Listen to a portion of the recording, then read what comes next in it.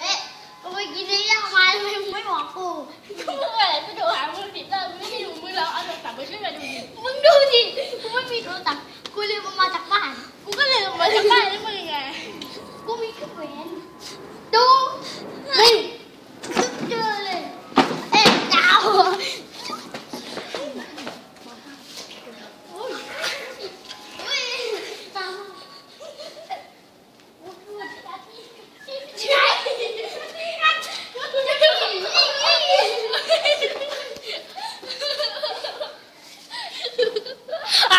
คือนั่งตายอยู่ตรงนี้มานั่งตายตรงนี้มันหนักเดี๋ยวจะไปนั่ง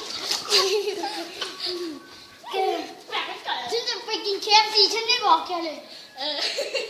ฉันจะไปกินอันแค่เบเกอรี่ร้านอะไรโอ๊ยไปกินอะไรไปนี่ก็ดีแกไปกินตาบักคุณจะไปกินคนเดียวกูไปกินแต่ตาบักแหละชื่อ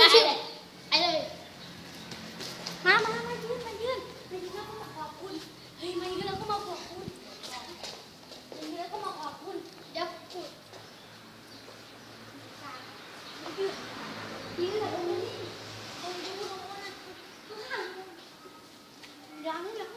หนังสั้นของเราได้จบไปแล้วลาก่อนนะครับทุกคน